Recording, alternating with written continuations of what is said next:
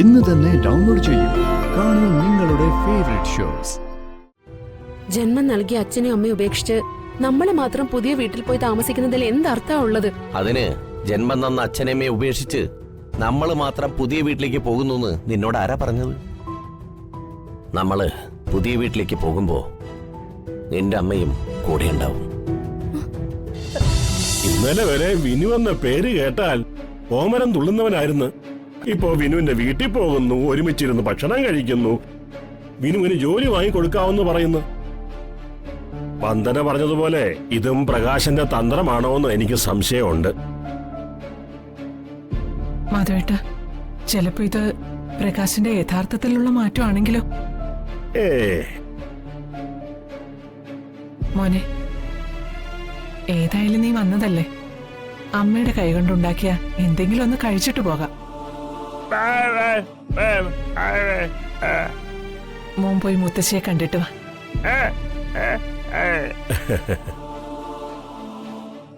മോളെ, മോള് പോയി 2 വാഴയില എടുത്തോണ്ട് വാ.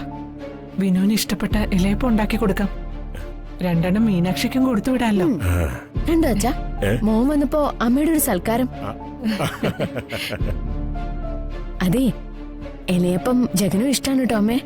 അതിനെന്താ മോളെ, ഉണ്ടാക്കുമ്പോ കുറച്ചേറെ ഉണ്ടാക്കാം, ജഗനും കഴിക്കാമല്ലോ.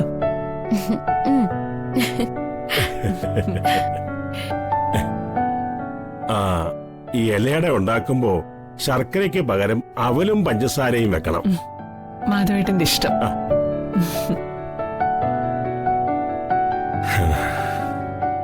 അതൊക്കെ അമ്മ ഉണ്ടാക്കണം. ആ കൈപ്പുണ്യം ഒന്ന് വേറെ. പാവം, നിന്ന് നിൽപ്പിനല്ലേ സ്ട്രോക്ക് വന്നത്. ഭഗവാനെ, എന്റെ അമ്മയെ എത്രയും വേഗം സുഖപ്പെടുത്തി തരണേ.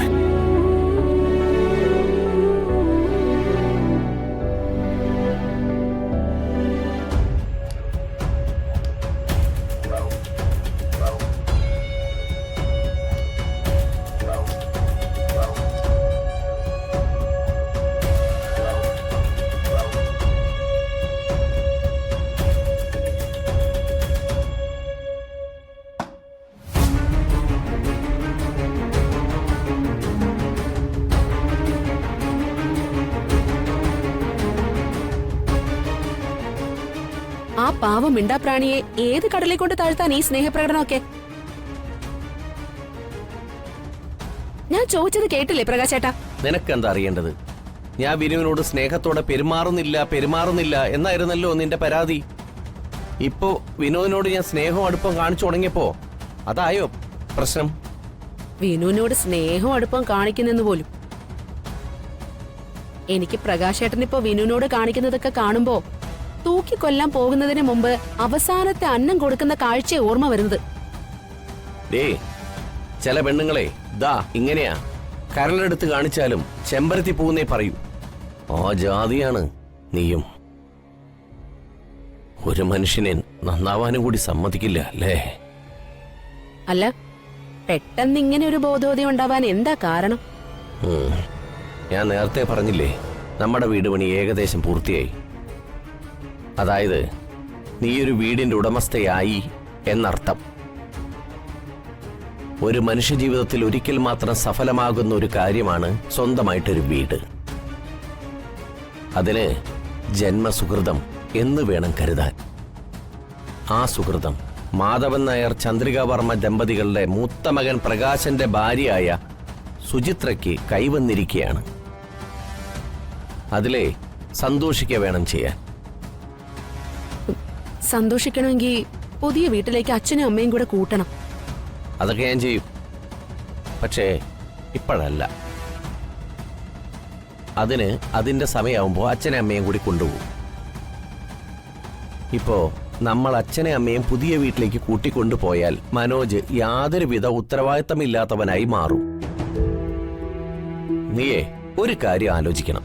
ഞാൻ ഒരു മകൻ മാത്രമല്ല, ഒരേട്ടനും കൂടിയാ. അനിയന് ഉത്തരവാദിത്ത ബോധം ഉണ്ടാക്കേണ്ട ചുമതല എനിക്കും കൂടിയാ. ജന്മം നൽകിയ അച്ഛനും അമ്മയും ഉപേക്ഷിച്ച് നമ്മള് മാത്രം പുതിയ വീട്ടിൽ പോയി താമസിക്കുന്നതിൽ എന്തർത്ഥമാ ഉള്ളത്? അതിന് ജന്മം തന്ന അച്ഛനമ്മയെ ഉപേക്ഷിച്ച് നമ്മള് മാത്രം പുതിയ വീട്ടിലേക്ക് പോകുന്നു നിന്നോട് ആരാ പറഞ്ഞത്? നമ്മള് പുതിയ വീട്ടിലേക്ക് പോകുമ്പോ നിന്റെ അമ്മയും കൂടെ ഉണ്ടാവും. എന്റെ അമ്മയോ? അതെ, സ്വന്തമായൊരു വീടില്ലാതെ നിന്റെ അമ്മ വാടക വീട്ടിൽ കഴിയാൻ തുടങ്ങിയിട്ട് കാലം കുറയായില്ലേ? ആ പാവം സ്ത്രീ ഇനി മോളുടെ വീട്ടിൽ താമസിക്കട്ടെ. പ്രകാശേട്ടൻ ഈ പറയുന്നതൊക്കെ സത്യമാണോ? എങ്കിൽ ഞാൻ അമ്മയെ വിളിച്ചൊന്ന് പറയട്ടെ. ഏയ് വേണ്ട, അതൊരു സർപ്രൈസ് ആയിട്ടിരിക്കട്ടെ. സന്തോഷായില്ലേ?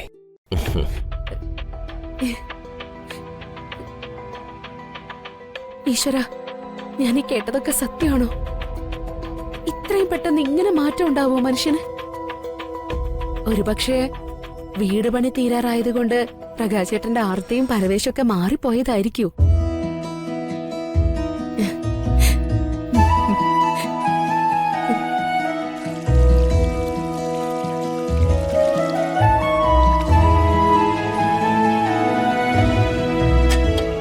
വന്ദന മാറിക്കോ, ഞാൻ ചെയ്തോളാം. വേണ്ട ഏട്ടത്തി. ആ ഏട്ടത്തി, ഏട്ടത്തിക്കുള്ള ഇലയട ദേ ഈ കാസറോളി വെച്ചിട്ടുണ്ടോ? അമ്മ വിനുവേട്ടന് വേണ്ടി ഉണ്ടാക്കിയതാ. കുറച്ച് മധുരം കൂടി പോയിട്ടുണ്ടോ എന്നൊരു സംശയം. അതിലും മധുരം ഉണ്ട് വന്ദനെ, പ്രകാശേട്ടൻ ഇപ്പൊ വന്ന മാറ്റത്തിന്. വന്ദനയുടെ മൗനം കാണുമ്പോ അറിയാം പ്രകാശേട്ടന്റെ മാറ്റമൊന്നും വന്ദനയ്ക്ക് വിശ്വാസം വന്നിട്ടില്ലാന്ന്. അങ്ങനെയൊന്നുമില്ല സുചിത്ര ഏട്ടത്തി. ഒരാൾക്ക് മാറ്റം വരാൻ കുറച്ചു സമയം മതിയല്ലോ. സുചിത്ര ഏട്ടത്തിയോടൊപ്പം താമസിക്കുന്ന ഒരാള് എന്നെ ഇങ്ങനെയൊക്കെ മാറേണ്ടതാ. ഈ മാറ്റം സത്യമാണെങ്കിൽ ഇനിയുള്ള ജീവിതകാലം മുഴുവൻ പ്രകാശേട്ടൻ ഈ മാറ്റത്തിൽ ജീവിച്ചാ മതി.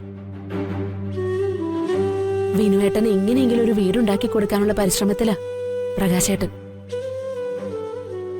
ഒരുപക്ഷെ വിനുവിനെയും മീനാക്ഷിയെയും ഈ വീട്ടിൽ നിന്ന് അടിച്ചിറക്കിയതിന്റെ കുറ്റബോധം കൊണ്ടായിരിക്കും.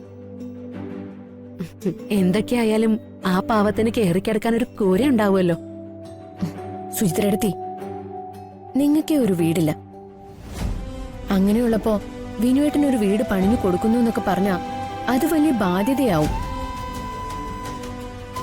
ആ ബാധ്യതയൊക്കെ ഏറ്റെടുക്കാനുള്ള ഒരു മനസ്സ് പ്രകാശേട്ടൻ ഉണ്ടാവൂ എന്നുള്ള സംശയമാണ് എനിക്ക്. എന്റെ കൂടെപ്പറപ്പായ പ്രകാശേട്ടൻ ഓർമ്മ വെച്ച നാൾ മുതൽ ഈ നിമിഷം വരെ സ്വന്തം ലാഭത്തിനല്ലാതെ മറ്റൊരാൾക്ക് വേണ്ടി ഒന്നും ചെയ്തിട്ടില്ല. നിത്യവൃത്തിക്ക് വകയില്ലാത്ത വിനുവേട്ടനെ മീനാക്ഷിയെ സഹായിച്ചതുകൊണ്ട് പ്രകാശേട്ടന് സാമ്പത്തികമായി ഒന്നും കിട്ടാൻ പോകുന്നില്ല. മൊത്തത്തിലെ ഒരു കൺഫ്യൂഷനുണ്ട്. വന്ദനെ, അല്ലേട്ടതി, ചിലപ്പോ എന്റെ ചിന്തകളുടെ പ്രശ്നമായിരിക്കും. അതിരാവിലെ ഒരാൾ ഉറക്കെണീക്കുന്നു, അന്ന് വരെ പോവാത്ത വിനുവേട്ടന്റെ വീട്ടിൽ പോകുന്നു, മീനാക്ഷിയുടെ കയ്യിൽ നിന്ന് ബ്രേക്ക്ഫാസ്റ്റ് കഴിക്കുന്നു. എനിക്കെന്തോ ഇതൊക്കെ അങ്ങോട്ട് ദഹിക്കുന്നില്ല. വന്ദനെ, അപ്പൊ നീ പറഞ്ഞു വരുന്നത്?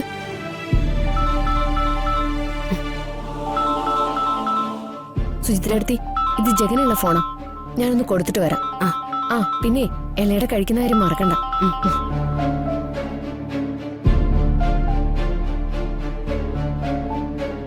മാനത്തെ കൊട്ടാരം